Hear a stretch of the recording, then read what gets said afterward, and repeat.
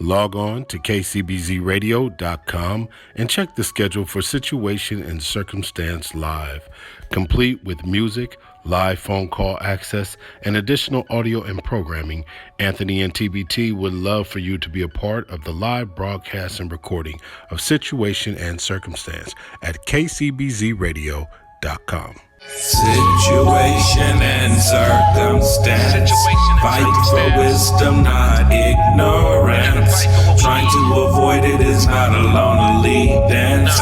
Can we see each other with only a glance? Situations and circumstances. Fight for wisdom, not ignorance. Trying to avoid it is not a lonely dance. How can we see each other with only a glance? Mr. Classiq. Cake mix and race mixes. Matrix. Kill the witches. 3 digits made of 6s. KKK. Welcome to KCBZ on kcbzradio.com. This is Situation and Circumstance, and I will be your host, Mr. Classiq. And say what's up to Julius. What's up, Julius? Yo, what up, Mr. Classiq? Hey, you got it. You got it. You got it. What's up, Mariah? Hello, Classiq. Yeah. Hey. How you guys feeling today? Can't complain. Good. Yeah? I'm ready. I'm feeling pretty good, too. This is our first episode, and we're real proud of that. We're going to talk about a couple of things today. Situation and circumstance. First, a little bit about that. We sit in that sweet spot of perpetual metamorphosis, layered with perspective. All over the world, there is a situation and circumstance. And so today, our situation looks a little bit like this. The African, or rather the Black African American, versus the Black African in America. And so we want to talk a little bit about, is there any pressure to, as an African American, is there any pressure to hold on to the African identity and what that pressure looks like? We also want to talk a little bit about, what are the other choices if we so decided that we would take the name African out of African American and just be Black?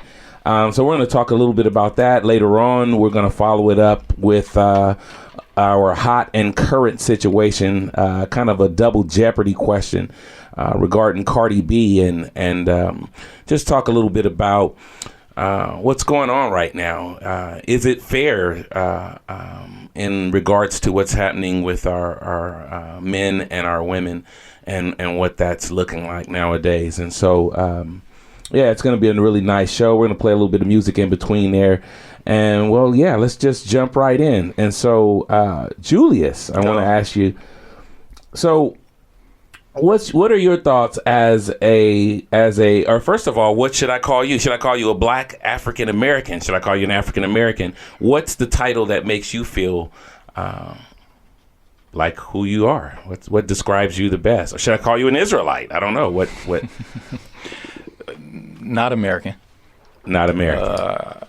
I identify as Pan-African. Okay. So, no. I can dig the blackness. You could call me Black as well, but I myself identify as Pan-African. I don't want to embrace too much of American society. Interesting. What I actually find interesting about that, because I've as a 47-year-old Black African American male, I have struggled with a lot of the different names, right? So we know all the names, right? What is it? You got depending on whose mouth we want to use to say these things, right? We got nigger, and we got nigga, and we got Negro, and we got colored, and we got people of color, which is a wider range of people that fit into that category. And then we have African American, we got Black, and then I think for me, I may be one of the few people that are actually using the name Black African American. And I think that from what I can recall, I think during like the NAACP and part of that time, and you may be able to shed a little bit more light on that, considering your endeavors with them. But I believe that part of adding the word African to our legacy was that we were here in a country where we weren't proud to have that African heritage, right? When I think about my oldest thoughts of Africa, and probably most people that are around my age or older, maybe a little younger as well, the earliest thoughts are always that of flies on their face, bathing with the animals, just this really negative vision. And as jokes, I remember me and my friends would say stuff like, "Oh, that's why you're an African booty scratcher," right? Or we said, "Yeah, you look like a spear chucker," or we used the word African as a demeaning epithet to describe our own people. Yeah, we do. And so I always thought that maybe I don't have any documentation behind this, but I always thought that maybe the African part was added as a way of helping us remember that part of who we were at a time where just being black wasn't a method at which we could be as proud as we wanted to do. Yeah, no doubt. We media is propaganda. It's brainwashing. Malcolm X said, if you're not careful, the newspapers will have you hating the people who are being oppressed and loving the people who are doing the oppressing. And for me, that's what it was. That was the intent, to erase us of our African pride, heritage, love. The same way if you speak to some Africans, and that's a continent, so there's many countries, but if you speak to some people who were born in Africa, they will have a perception of us as being materialistic, as being thuggish, being hardcore. So it's perceptions, but again, it's media. It's media. I think that's the root of a lot of things in America, is a brainwashing. Again, that's the intent. That's what they want us to do, is conquer and divide. So NAACP was started by 3 people, but Du Bois, he was Pan-African. Marcus Garvey, he was Pan-African. And a lot of people who I look up to them. Right. So it's my responsibility to further my idols, my heroes, ideas. Okay. I like that. Mariah. And so I know that earlier we were talking a little bit about someone real dear to you who was African American. And what would you say your perspective on having, was it your grandfather? My grandfather. What would you say would be your perspective on, well, first of all, have you ever heard him identify himself as either of the things that were mentioned today, whether that's black or African American or Pan-African? No, he's actually never spoken about that. He never talked about that. He always talked about his experiences, but he never labeled himself as anything. He always just said, because I'm black. And in that experience, when he was always talking about it. But I would hear it a lot more so from the experiences of my aunts, who is his daughter. Okay. And so she's mixed, and so she's black, and she's Filipino.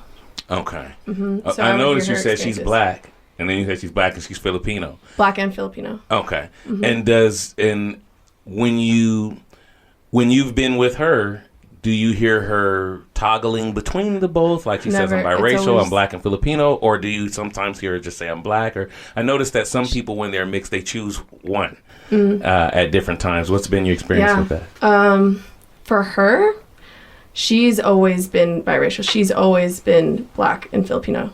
Okay. And then whenever she talks about other people talking about her experiences with other people, then she says that, she's not black enough for them, or she's not Filipino enough for them. And so that coincides with my experience, but she's black. and Gotcha. Filipino. Gotcha. Well, they said that good old one drop of black blood, right? I sometimes wonder if they wish they didn't say that. Yeah. Here's what I wonder. I like what you said, Julius. Here's what I wonder about taking the American part out of the name. So I recall, and we were just talking about this a little earlier, I recall not wanting my sons to have, my last name is Jackson, so automatically, that's Jackson. So I always felt like, okay, once I got a little bit woke. So this happened in the 80s, right, with that woke music, with the KRS-One and Jungle Brothers and X-Clan and all those guys, Paris from the Bay, all those different individuals. And I remember I didn't want my kids to be named anything that I felt like would be oppressive, right? And so, I'm naming them these different names, a swan and a swad, names of African lakes and African princes and all these things. And then I end up thinking, well, okay, well, they don't make the name. The name doesn't make them. They actually make the name. Mm-hmm. Well, so then as I get older, right, I find out that you had these Moors that were already coming into this country way before Columbus. As a matter of fact, they're doing new research now that's saying that potentially not only many of us know that the navigator that brought Columbus here was an African, right? What they're finding out is maybe he wasn't even actually a navigator. They're finding out that potentially he was the captain. And they couldn't put that in the history. Well, they chose not to put it right. The reason I bring that up is because if in fact we were coming here not only before any slave ships and before Columbus and all those rapists, if we were coming here before, you see what I did there? Just nice. If we were coming here before all of them, then my thought is this. Mm-hmm. They do have some evidence suggesting that Africans were here, along with all of the other original inhabitants of this of America. Mm-hmm. If this is the case, then when we think of Native American, then that would include those early Africans. Mm-hmm. And so the same way that someone from South America doesn't call themselves a South African American, they just call themselves a South American. They know they have African roots, but they just call themselves a South American because they've been there since the beginning along with all the other inhabitants that were there, or to some degree at least. And so I wonder then if that's the case with us, and some of us have a lineage tied to the first Americans here, why then wouldn't we actually be American in that same way that a Native American would be? Because indeed we would actually be Native American. Right. Well, two words. You said coming here, so which means we had to come from somewhere, Africa. No matter where we stopped, you said we came here, and then you said early Africans. So there's two things to me that points out we can't rid ourselves of being African. So although the Moors would have came here, they came from somewhere, being Africa. So I cannot erase that part. And so is that to say, do you believe that South Americans should be not using the South American name, but should, not that you can speak for them, but would you, in based off the theory that I'm hearing, or what you're saying, do you believe that the South Americans should also not have American there because clearly they came from somewhere else? And then we'd have to go all the way around the planet. We do. And everybody came from somewhere else. That's fine. And then so then at that point, everyone who traces back where they're from should be calling themselves that. Correct. I believe so. But I mean, Brazil is the largest demographic of black folks besides countries in Africa. But not everyone in Brazil is from Africa. You have people who were born and raised, and their people came from a different part of the world. Although the folks who were dropped off was in Brazil, Jamaica, Haiti, which is why some speak French, some speak Portuguese. The Brazilians speak Portuguese because they were conquered by them, right? So who you identify with or who your roots come from, I believe you should identify with. You should have done the research. You should do the homework to see where you come from. So not everybody in South America should embrace African descent if they're not from Africa. Everyone in Jamaica should not embrace where they're African descent just because a boat was dropped off, right? And that's a percentage of it. That's a population, but not every single person can say, yeah, that's my culture. Puerto Ricans, Dominicans, Haitians, not everyone particularly came from there. And so what do you think, what's the damage, Mariah, what do you think the damage is in not, first of all, doing the homework, going far enough back to find out where your ancestors may be from? And then what do you think the damage would be in the name from any cultural perspective? What would be the damage in these different names? Is a name just a name? What would you think would be the damage or lack of? Maybe there is no damage, but what do you think about that whole thing of accepting? Because if we even think about Filipino, right, then there's somewhere that that Filipinos are Philippine. How do you say? How would I say? Filipino. Okay. Mm-hmm.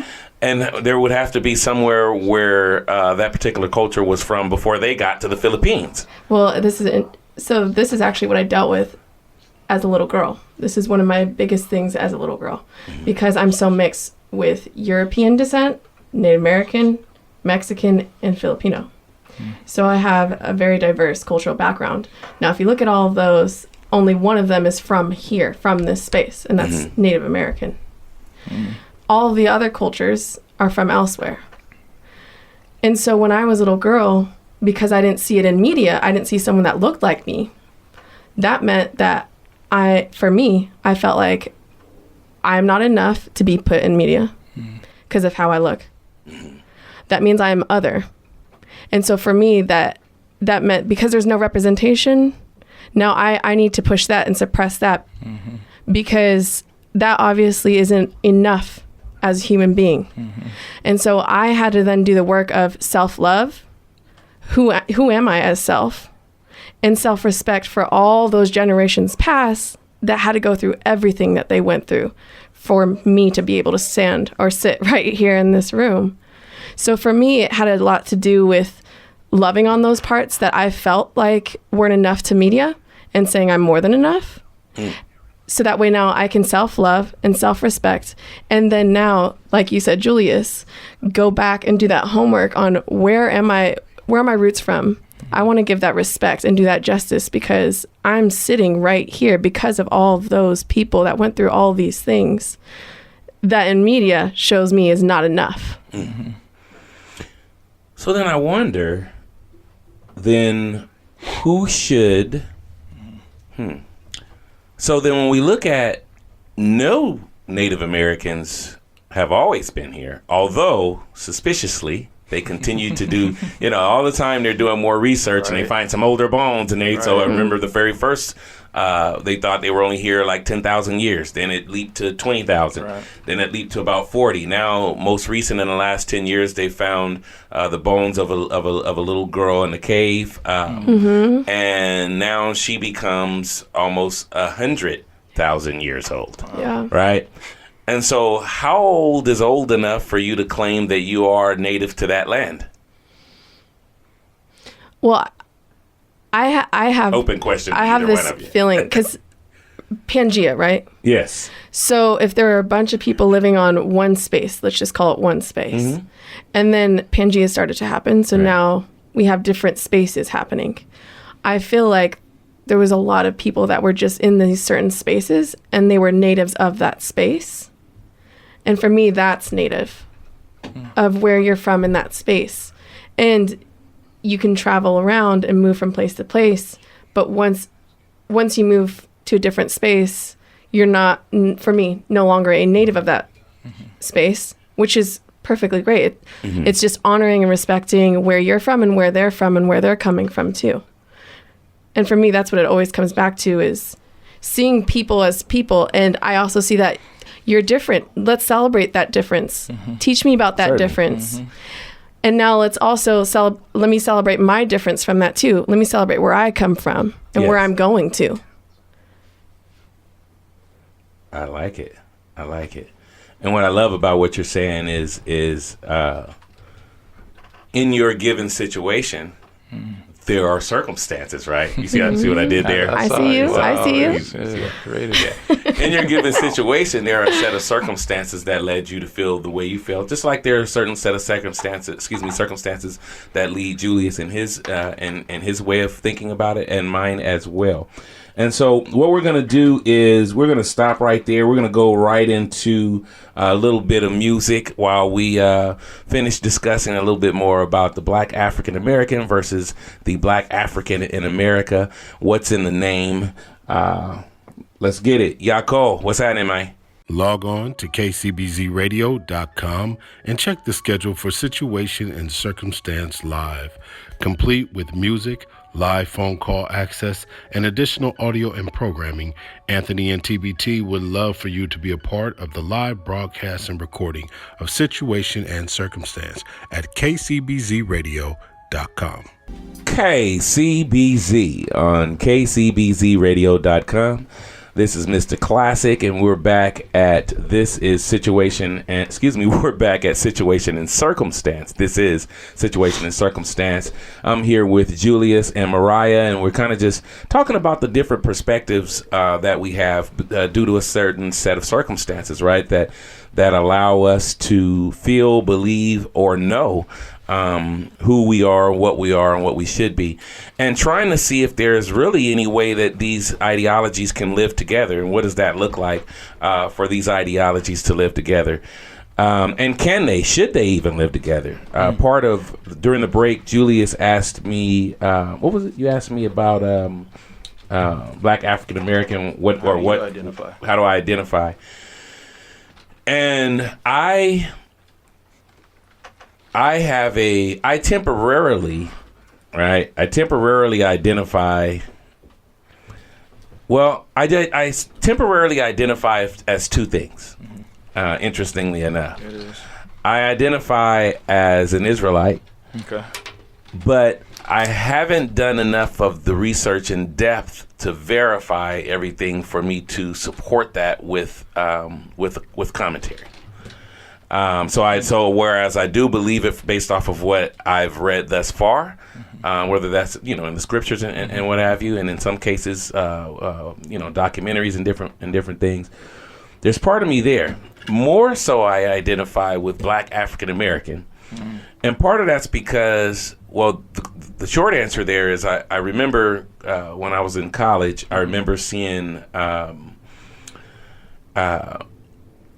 I remember there were some Africans there, and I wondered, well, okay, you're African and you're in America, so does that make you African American? Yeah. Yes, it did. That's what they mark on the sheet there, or other. Yeah. Okay. So then, so now when we initially think about that, we're probably thinking, okay, well, African American, okay. But you probably had a visual of somebody that was probably black. So if you're white and you're from Africa, right, and you're in America, right, are you African American? So when I say Black African American, that's my way of distinguishing that I am black, and I have relation with African, and I have relationship with American. Part of where my American part comes from is not the part of me that feels like it is who America doesn't own my soul. If there was a country that I felt like owed my soul, it would be the one that I haven't never stepped foot on, which would be Africa, because it was the center of Pangea at the time. And so anyone who was here, according to most of the things that I've read, would have been there. Right. So that's where my soul would be, and then that would connect with the Israelites and so on and so forth. Yeah. When I think about the black part, I think about the things that we did differently because we were here that made us black in a similar fashion that made other people South American and made other people Australian, or not even Australian, but Aboriginal, right? What made them Aboriginal? What made them, and so on and so. Now, some of this just someone else giving us a name, but so those are the kind of the components. And I've read a little bit about Pan-African. What I'd love to know is, and first of all, if there's any more questions, I don't know if that cleared up some of it, and certainly I welcome your questions, but I also want to know, just for anybody who might be listening, what is the description, or what defines Pan-Africanism? We will have different definitions. For me, I read Kwame Ture, that's my guy. In his book, Black Power to Pan-Africanism, it is an African person who has an undying love for all African people. Haitians, Jamaicans, people born in Texas, people born in Nigeria, people born in Australia. But an undying love so it's not a thing. It's an idea. It's what you live. So, if you're a vegan, it's a vegan. If you go to the gym, people call you a gym rat. It's a thing. So I don't consider myself a Pan-African. I'm Pan-African. So it's an idea. So I don't. It's hard to define it precisely, because it's something that you live. It's not something that you can really because we have different definitions. So that's how I define it. Someone who has an undying love for everything African. I like that. An undying love for everything African. Taking some notes on you there. Yeah, and I wonder, Mariah, when you hear this conversation, what comes to mind for you? Just hearing this conversation, where two of us are not, haven't settled but haven't separated either. We're together, but we haven't settled on definition, or rather, I should say, on who we are in a way that is I don't want to say comprehensive at this point. Right. Yeah. For me, it goes back to what you said. It's the mark on the sheet, right? I think since the beginning of time, we had to categorize in order to survive back in the day, right? That's what categorization helped us with, was survival.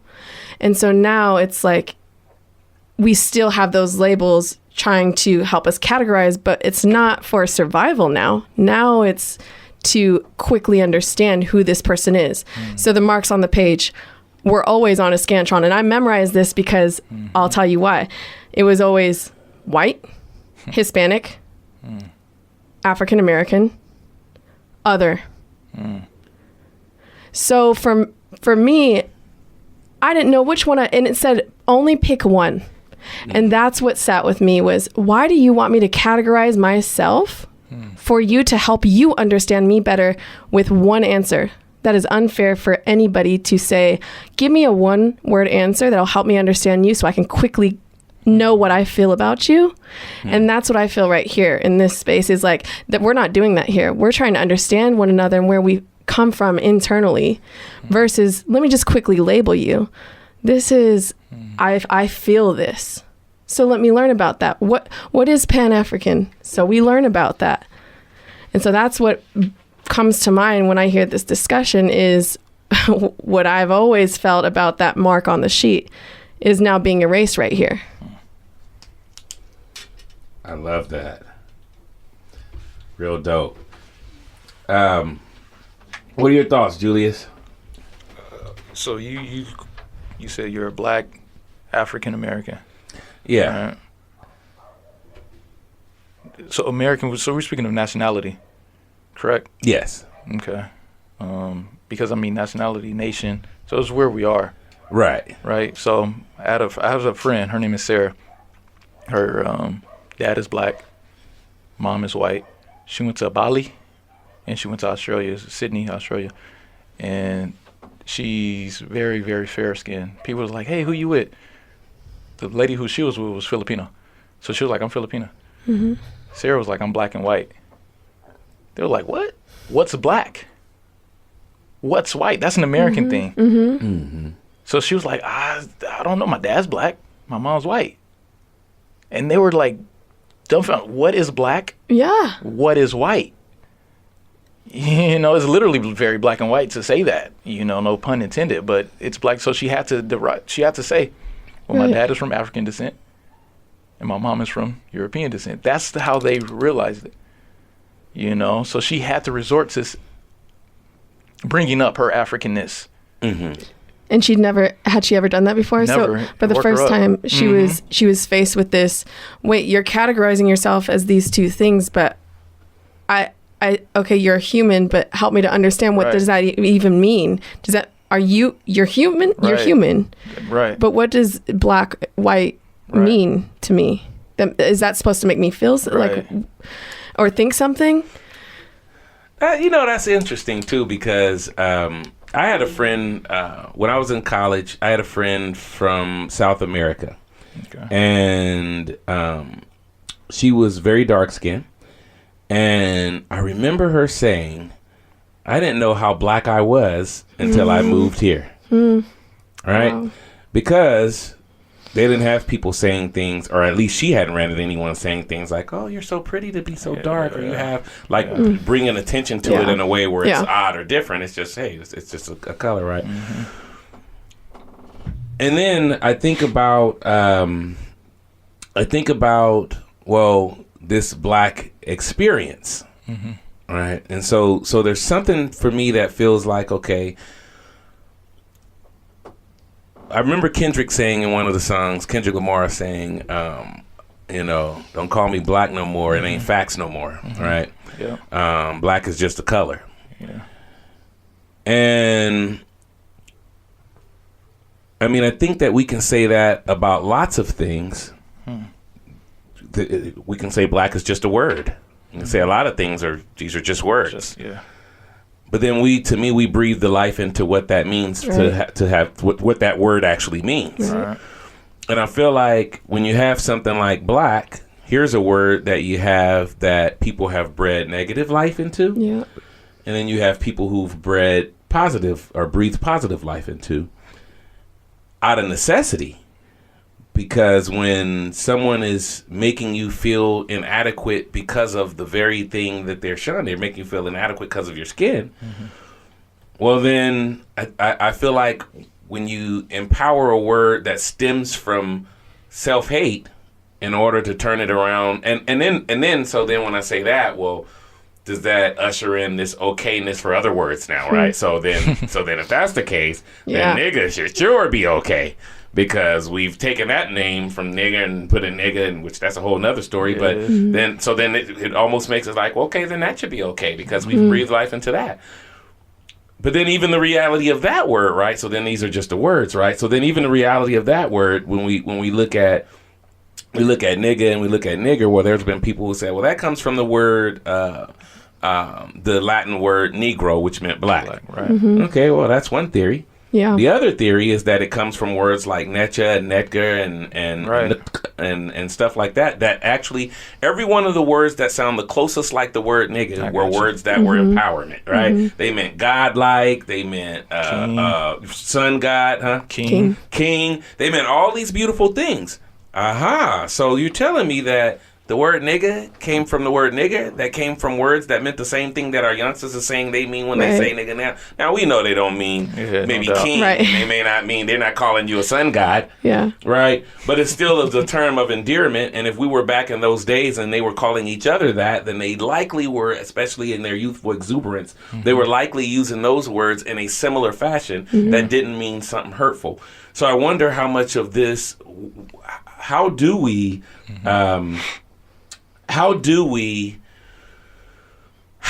become okay with something that we all are, right? And are we all that, right? Because then I like that you brought up, I was watching this movie called Charlie Down Under, and it's a really, really good movie, and it's about these Aboriginals in Australia. Okay.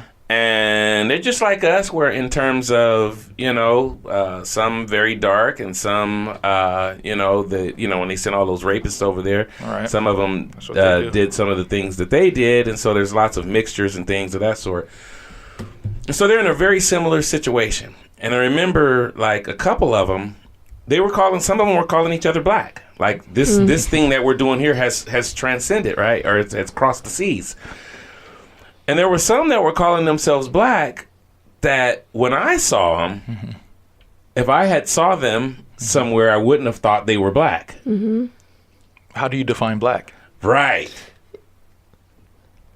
Because, like you have, if you look at Buddha, he has some forms of Buddha. He has a little curly hair. He has the big lips. Some forms. If you go to the Mayans, they have big statues. Absolutely. So we identify that as black. Well, quick answer would be phenotypes, right? So the quick answer would be the phenotypes. Everything you mentioned, it would be the kinky of the hair, it would be the widening of the nose, it would be the larger lips, it would be the cheekbones at a certain height and level. So the quick answer to that would be the phenotypes is how we would describe it. Okay. Unless you're describing it as an experience. Okay. Can we be an experience? That's not how but yeah, you can. You can't? Tell me how you, what? Come on now, talk to me. Because you have, it depends where you are. It depends on where you are. If you are, so So I was, 18, 19. I've been pulled over 15 times. I'm 26. When I had my first car, I had a Buick Century. People in the Bay call those scrapers, okay? My mom was like, you keep getting pulled over, it's because of your car. It's because of your car, it's because of your car. My car broke down, transmission went out, and I was in my dad's Trans Am. It's red. Got pulled over. Mom was like, it's the car, it's the car, it's the car, it's the car. So I'm in her car. It's a Jeep, white Jeep. Okay. Oh my gosh. 2012, the newest car that I've ever been in. I keep getting pulled over. The common denomination is me being black. Yeah. Right? It's not the car. It's not what I wear. I work at a bank now, so I would wear a suit and tie and stuff like that. So yeah, the common denomination is me being black. So are you referring to like experience in that form? Potentially. Okay. I mean, I think that there are several different ways of looking at that experience. I think this is a good time.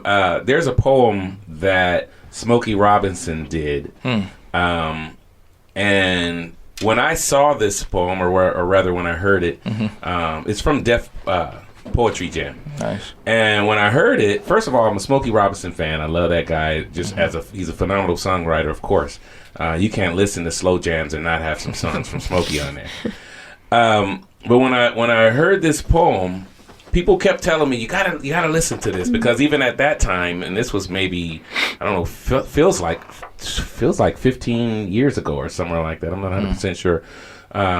Maybe longer, shorter distance, maybe between 10 and 15.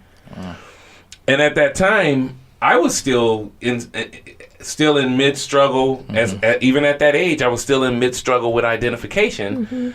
Knowing that I was some level of black or African or Pan-African or Israel, all of these things, Right.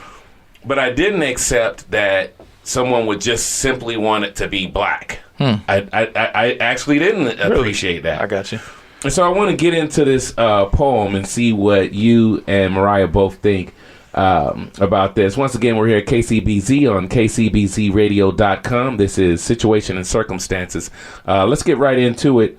Haga. Log on to kcbzradio.com and check the schedule for Situation and Circumstance Live, complete with music, live phone call access, and additional audio and programming.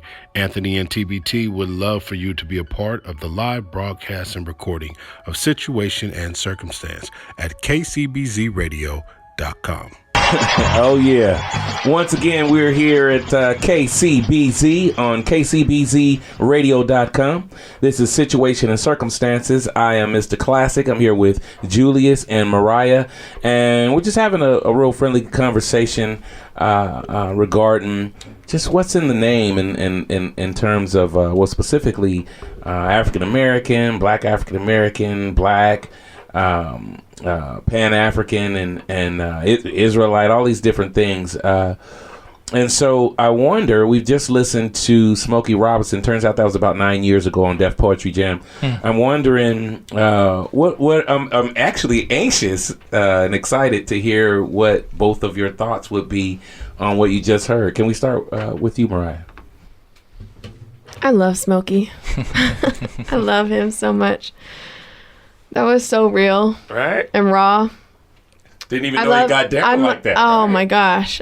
I was just sitting here taking it in. I wish I could have been there, but glad I got to hear it. There was a few things that really hit me about what he said. One of those things was, how come I didn't get a chance to vote on who I get to be? And so that goes back to people wanting to put something on you, versus them getting to understand you. And that's what I hear when I hear like the Black experience. I want to know, what is your experience as you in this body? What is that like? And I think that's what a lot of what he said brought up for me. He said, black isn't a color, it's our core. So tell me about your core. And going back to what Julius's friend went through, how when she went to Bali and the people that approached her said, black, white, what does this mean? That's what I feel is, I want to understand what your experience is, and I don't want to discount your experience. And I think that's a huge thing, is you looking a certain way in this world, unfortunately for some people, means that they treat you a certain way. And instead of getting to understand just who you are as a human being, now teach me about this, help me to understand, help me to celebrate you. Instead of doing that, now they get their chance to vote on what you stand for, just based off of the context of your color. Very well put. Very well put. And deep and dope. Yeah, God. Okay. It was good. It was artistic. It sounded good.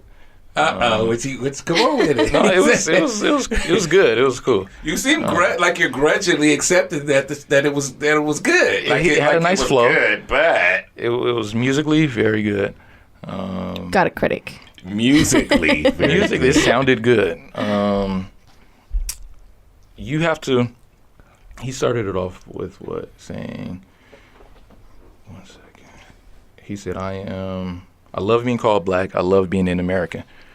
That's hard it just seems impossible for a black person in America to say, I love being an American. To me, it just sounds very hard to say that. You have to be you have to be doing something of that thing to be considered that thing. If I put on a basketball jersey, you're not gonna be like, hey, you're a basketball player. I have to be playing basketball, right? If I go to a restaurant, I can't just sit in a restaurant. I have to be eating at that restaurant to be like, hey, well, you're a diner. You're dining at this restaurant. I can't just be sitting in that thing. If I was born in a ghetto and I lived in a ghetto, you might not ever know that, but you're not going to call me ghetto because I'm not acting, quote unquote, ghetto, right? So just because I'm in that area does not make me that area. Just because I live in the hood does not make me hood. Just because I live just because I'm in a gym does not make me practicing. Just because I live in America does not make me an American. And I'm sure as hell not proud to be dubbed an American. I have very few things to say that's great about America. As a black man, there's very few experiences that I can say, yeah, that made me feel good. This is one of the few that I can say this openly. That's one, because you have censorship in other countries and you're like, hey, they'll cut your head off if you say, well, I'm denouncing this country. So there's very few things, but I don't think that makes America unique enough for me to say publicly, for sure not publicly, I love being an American. To me, that's blasphemous. I heard that. That's how do you my nature. I mean, that's wild to me. You know what though? I mean, so I have this skin and I certainly know not only know what it feels like, but remember very uncomfortably what it feels like to realize how much of an American I am not. Right? I know what that feels like. Okay. And so then I think about, okay, here we go now again with the name thing. So if there were enough positive, if the positive influences of not only black but any culture who has donated enough blood, sweat, and tears to make the country what it is, I feel like there is a earned Americanship that surpasses the intent of what someone who thinks America needs to be made great again might feel, or what somebody who really, because here's the thing. I feel like, okay, who built the White House? We know slaves built the White House, right? Okay. And we look at who made these improvements, and potentially the more they study might have had so much more to do with things like the cotton gin, which is where we wouldn't have even had vehicles and all these other things, right? So when I look back at all the things we do know that African Americans have created, Black African Americans, Black folk, etc. Yep. If we look at the things that we know that they made, and we look at the things that and we consider how many things were absolutely taken from them, which is a whole lot that we can't even prove, but a whole lot of that, right? And we look at all those things, then there's a part of me that feels like it's less to do with the name being American and more to do with whatever you call this place that we're at. How dare somebody make it appear at any point that we're not part of whatever that name would be, in the sense of we have contributed what the country needed to sustain itself in labor and all of that, making them the money and all of that. And so even if we made money for those who we would have preferred not to have been able to have it, it's still, to me, it's like, okay, but still we did a lot of work here. Yeah. And so to me, whether it's less to do with the name American, with that, I think that comes from a guy named Amerigo Vespucci or something like that, if I'm not mistaken. We know less about the person who the name came from than the name itself, which tells you how unimportant the name America actually is, in the sense of it being this name of like it only represents certain people. Because most people who are part of the same culture as the person who the name came from don't even know who that is. So to me, it's like, okay, well, I denounce America in the sense of it's not, America doesn't love me, right? So that's part of it. On the other hand, what would happen if America was the America that the early I almost called them rapists. I couldn't keep calling people rapists because everybody wasn't a rapist. But what would happen if that vision of having this melting pot, right?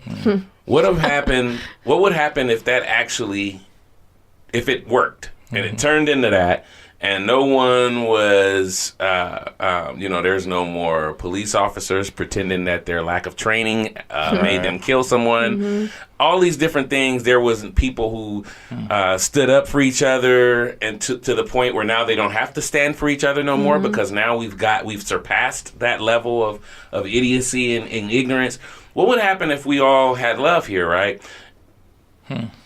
Then, and it was now like, well, you weren't in the white 2012 vehicle getting stopped by the police, and you didn't have to mark other on the application. You were able to mark more accurately what you are.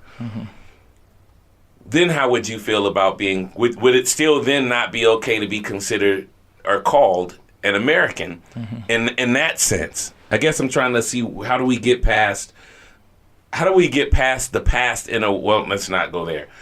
I mean, I set myself up for that one. But does that make sense what I'm saying? How do you what are your thoughts on, what would be your thoughts on that part? And then we'll go to Julius.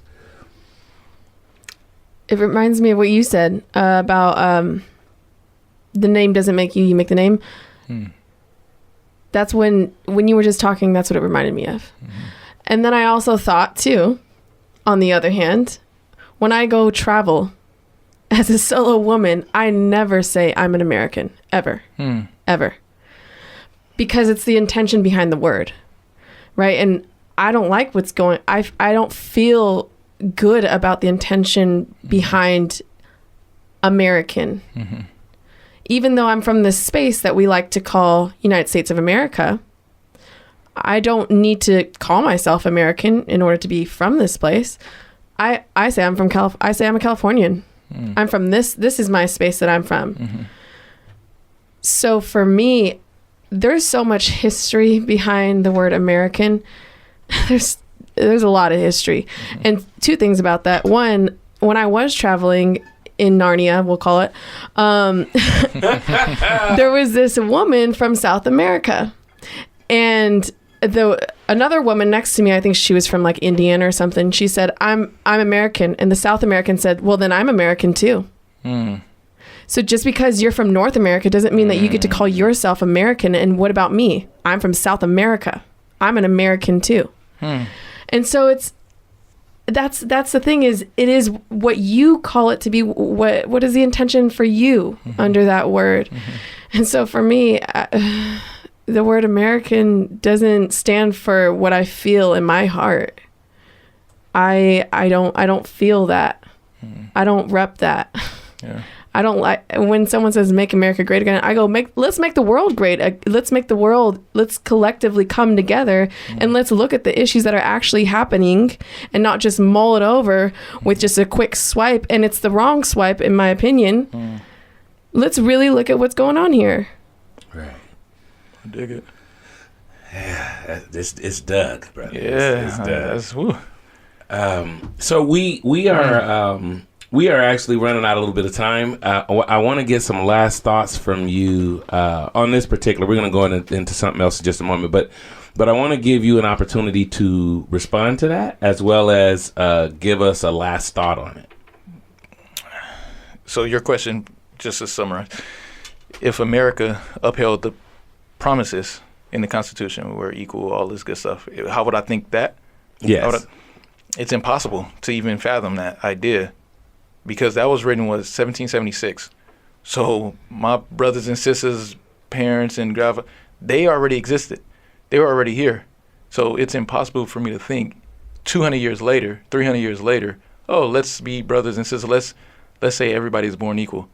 Today, the reason why I'm here was because y'all raped us and killed us and murdered us. So my idea of America is off that. It's not of 1776. It's not of the Constitution. It's not of the amendments. I mean, if I was an American, we wouldn't be fighting for legislation. I wouldn't be trying to be legal. They wouldn't be trying to legalize blackness if that's the case. So no, my idea of American is rooted in how America took over. It's imperialism. It's not brotherhood. It's not sisterhood. It's not promises. It's not values. That's the opposite of how America was born. That's why we are ahead right now, because of 400 years of free labor. So for me, it's like literally not even trying to be. It's literally impossible for me to think like, well, what if? It's too far gone.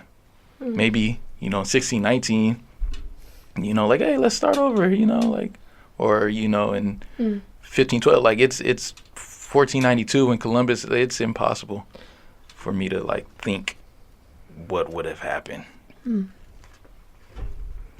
Very well said. What about you?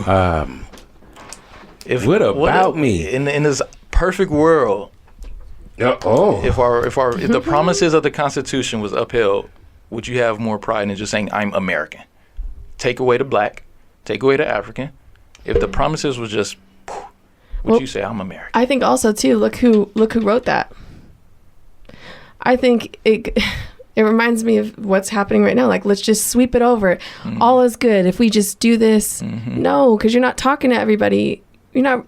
If we're supposed to be this melting pot of people, everybody collectively needs to be a part of this, and we all need to hear each other out. And I think some people aren't hearing other people out and their experience and what's really going on. And facts.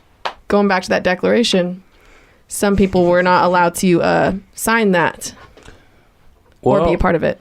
I'll say this as we could certainly go on with this, and I would love to. What I will say is that I believe that here's the situation.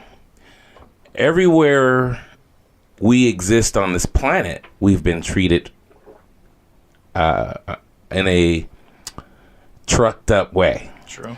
A lot of mother truckers. Right.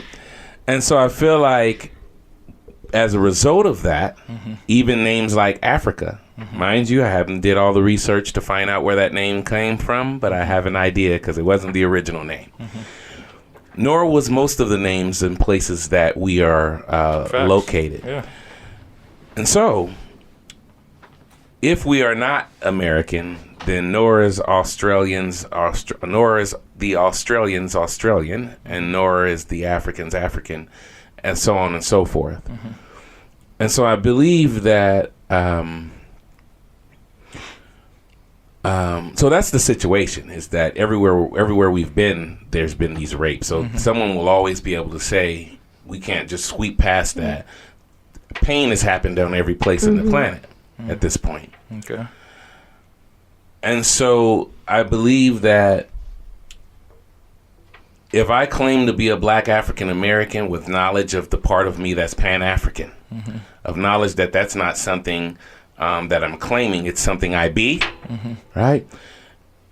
If I go back and I look at, we all come from Pangea, and I allow myself to believe I'm Pangean, right? Which is still a name someone created that may not have had us in mind either. What if the person? So I think that as humans, we need names to describe things. We don't always appreciate those names. We don't always like them, and all those names shouldn't exist. And we should be continuing to fight to change the narrative. But I also believe that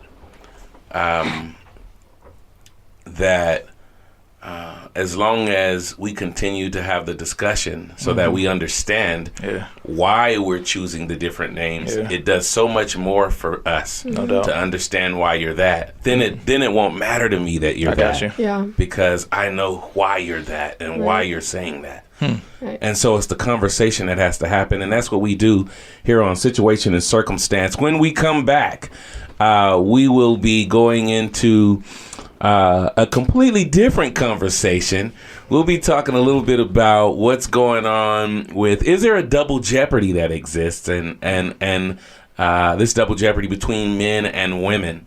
And we're going to use a couple of people, a couple of names to discuss that, one being Cardi B and what's happening with her right now. I'm sure you guys have heard. So we're going to jump right into that. Once again, here at Circumstance and Situation, or Situation and Circumstance, here on KCBZ, baby! Log on to kcbzradio.com and check the schedule for Situation and Circumstance Live, complete with music, live phone call access, and additional audio and programming. Anthony and TBT would love for you to be a part of the live broadcast and recording of Situation and Circumstance at kcbzradio.com. Once again, welcome back to KCBZradio.com. And this is Situation and Circumstance. I am Mr. Classiq here with Julius and Mariah. Oh. And we just listened and heard from, what some are saying is the freshest new female rapper out there. Some are saying that. Some are saying. I like Dreezy. Anyway, I said it. You heard it here. I like Dreezy and not only Dreezy. I like a couple other ones, but Cardi B, I haven't given her a full chance, and really, it's today is. I mean, it's part of this is about her music, and part of it is this sparking this conversation about is there double jeopardy? So that being. Let's give some context here. So, if they took small pins, sharpened them, and they stuck them under the fingernails of every male who has wronged a woman and deserving of that kind of treatment, hey, I'd sign a paper that said yes to that kind of treatment. I want to just start this off with saying that in no way is it or should it ever be condoned to be disrespecting or disrespectful to any other human beings, and most certainly not our beautiful queens and princes. Having said that, Preach. There's a situation. I was talking to some of my coworkers the other day actually about the same thing. There's a situation where for me sometimes I feel like I miss some of the days where, like, you can't have a company party anymore, right? Because it's too risky for a company to have a company party, because if a couple of people drink a little bit and one person says something that either gets taken the right way and it was wrong, or gets taken the wrong way, and that being between a man and a woman, many things could happen. And so I remember we were talking about how, let's say for instance, let's say her name is Sheila, And let's say Sheila's there, and Hank walks over to Sheila, and he touches her on the shoulder, and he says, "You know what? You are looking phenomenal today." They're at a Christmas party, and he says, "You're looking phenomenal today. I like the choice that you wore." And just let me know. I'm going over where the drinks are. If you think you might want a drink, just, come on over and join me, Sheila. Right? And so then he walks away. Now, what he didn't know was Sheila had been abused several times. And that thing that he did where he touched her on the shoulder has brought up some real feelings for her. Right? His intentions wasn't to make her feel that way. And he doesn't have a background in doing anything sleazy or shisty or anything like that, right? But she feels uncomfortable about it. And I feel like we're at this space now where certain things that would happen between heterosexuals, I feel like we're at a space where, number one, we should be looking at it differently, because there's been a lot of disrespect that's just been swept under the rug. But then but it seems like the fun is being swept under the rug with it. And I'm not saying like, oh, what do you mean fun? Like, you mean someone getting touched inappropriately inappropriately or any of that? Not that. No. But where's that fun at? And are men experiencing, or rather are women experiencing the same onslaught as the men are? Have they ever? Should they be? And then Cardi B is this perfect example.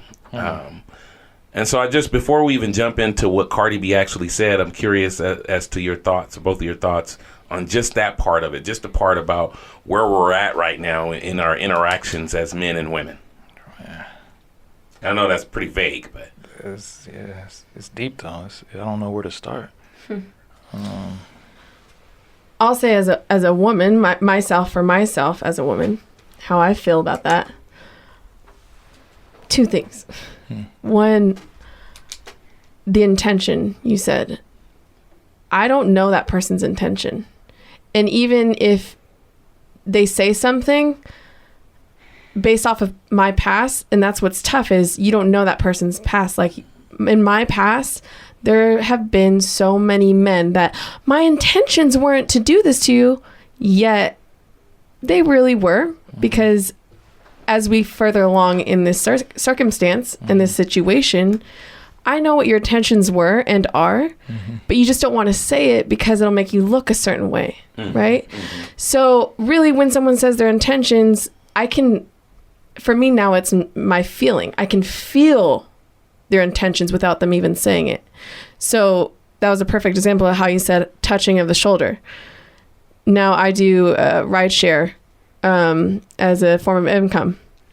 I have a gentleman in the back with his partner who is a woman, and multiple times, the first time he touched my shoulder, let me just touch your shoulder because I'm laughing and I want to graze you really quickly.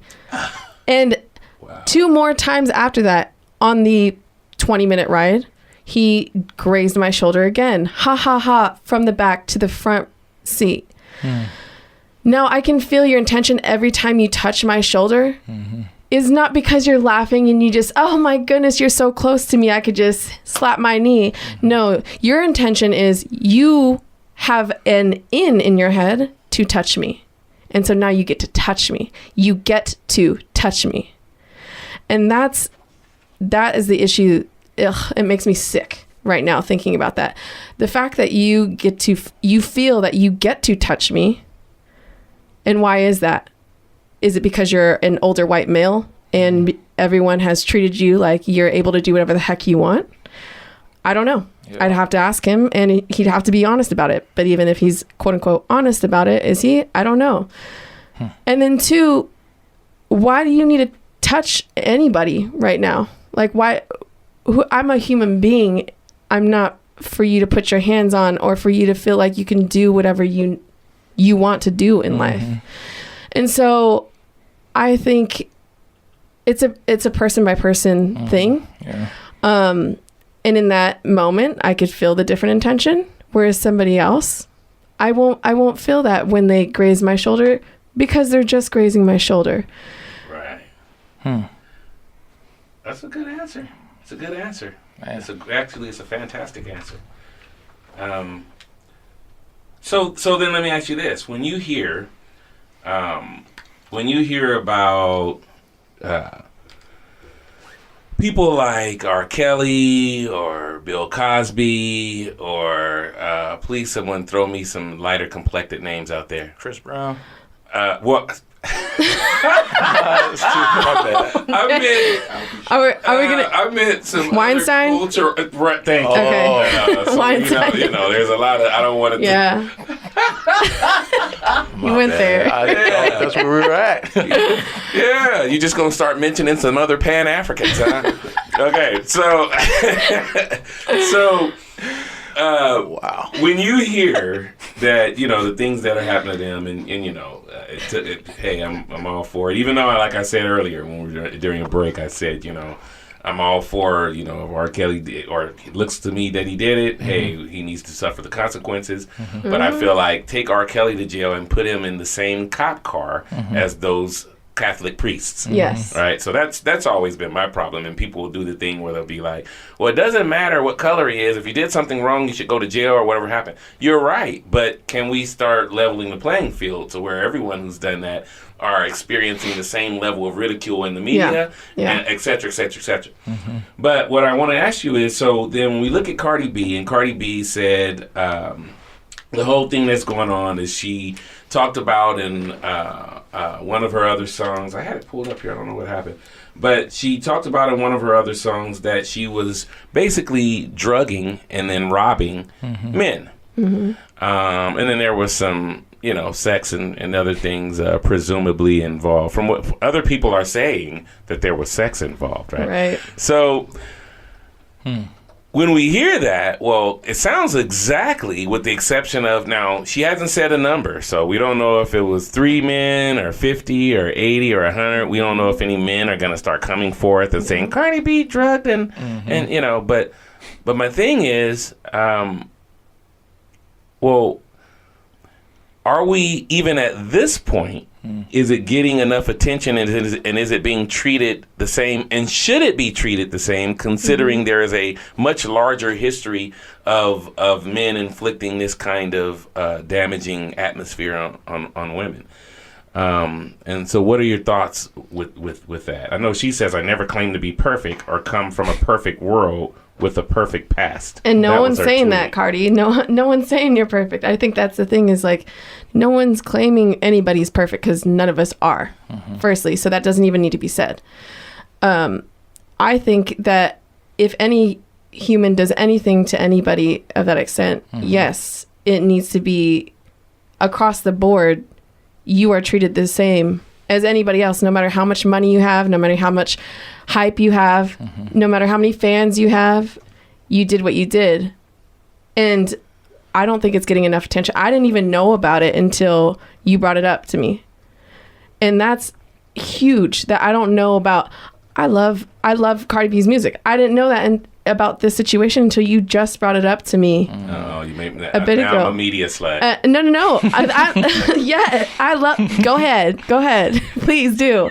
I'm glad I know about it now, because I did sit there and I watched back to back the R. Kelly documentary series. And if you did do these things, these women came forth, you did these things, then yes, you need to be handled the same exact way across the board. Now, Cardi B, if that happened with her, yes, handled the same exact way.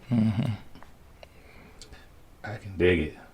Julius, what are your thoughts? Yeah, I agree. But to back it up, you said like the intention is huge. Because we often, it's not something that we're proud about as humans, but aesthetics matter. How we look. So if, for example, if somebody a chick rubbed my shoulder, did whatever, and she was like, I didn't think she was attractive, I might be very abrasive towards her. But if I thought she was like beautiful, I'm like, oh, okay, she feeling me. And that goes the same for the other gender. If a good looking dude, you're at the club and he rubbed your shoulder, hey, you want to get a drink? You might. I'm not gonna speak for women, but you might be like, okay, he's my type. Whereas if like a person you might find very unattractive. It's like, hey, you want to get a drink? You're like, what? This is disrespect. Get away from me. You know, like the nerves of this guy to try to push up on me. But if a very good looking fella came up to you and was like, hey, let's get a drink. I do not do that. No, I know. Yeah. I said I'm not going to speak for it. I know. But I'm saying we tend to give passes to certain complexions. Yeah. To certain genders is what you were talking about now. Certain classes, you know, like that exists. Yeah. So, of course, the intent matters, but it's based on person to person. I don't have the same experience as an R. Kelly in his youth. You know, he might have went through some things that I cannot relate to. So I can't speak as to why he did certain things, his intents. Is there a such thing as a thing he could have went through that could make it okay? No, I'm not justifying anything. I'm saying things trigger things. So if I was put in a situation and now I'm desensitized to that situation, I might do that to other people because I don't know how. That's all I'm used to. Mm-hmm. That's the environment that I grew up in. Right. If I'm dealing drugs from 8, it's normalized. It's normalized, you know. So no, it definitely doesn't justify his wrongdoings, but he has issues in his head that we must take care of. Yes, I believe first. Does she have issues if she was drugging men? Oh yeah, she for sure. Everybody. She? No, yes. Because here's my thing. When she was doing it, no, I'm not saying she doesn't. This is not me saying she doesn't. But what I do think about is we don't know her circumstances either. So when she was doing this, she may have very well been involved in the game. And then how much and what parts of the game make it okay that you had to do certain things? Yeah. Because when you're in the game, that's exactly what it is. When you're from that set of circumstances where you're into pimping and pandering and or gangbanging and all of the different things like that. So it just makes me wonder, like, I don't know. I think there's a lot of reaction before there's in some cases there's too much reaction. In some cases there's not enough reaction. And I think that we haven't developed a balance. And maybe what's happening now is we're developing that. Unfortunately, people are going to suffer more than maybe they should have until we get it right. Well, I think going back to what you were saying about, well, there's something in his past that was normalized. And yet, I see what you're saying. And I do want to speak further on that. Well, I tell you what, we will return with a lot of what we're talking about right now today on situation and circumstance at a later date. We do appreciate everybody from coming, for tuning in with your ears and with your hearts. One of the things that we say here at Situation and Circumstance is that we will be right and wrong and weak and strong because we be learning humans working on liberation and scaffolding a meaningful existence for all. So till the next time, my Pangeans all over the world, we'll see you again. Situation and circumstance. Fight for wisdom, not ignorance. Trying to avoid it is not a lonely dance. Can we see each other with only a glance? Situations and circumstances. Fight for wisdom, not ignorance. Trying to avoid it is not a lonely dance. How can we see each other with only a glance? Cake mix and race mixes, matrix, kill the witches, 3 digits, made of 6s, KKK or white privilege, old spirits, blood riches, real hatred, fake forgiveness, skinny image, fat problems, I don't really know how we solve them, gods made us, kings gave us, 2 enslavers, 2 enslavers, castaways on railways, underground dark web pages, Marvel heroes, connect the zeros, connect the pharaohs, bone marrow, Egyptian princes, dark and ancient, preserve the patience, black and Haitian, white and Asian, British coaches, eat crustaceans, ocean roaches, Illuminati, inject the bodies, GMOs, drug hobbies, Aboriginal, Pan-African, old biblical, reincarnation, hip-hop playlists, vocal rangers, sexist wages, sex changes, the game of life, bullets fly, ruin nights, players clueless, kids' rights, humans fight, nature loses, hard of hearing, dolomite, Darwinism, Garvanite, hates a virus, terabytes, hard to live with, parasites. sights. Come on. Situation and circumstance. Fight for wisdom, not ignorance.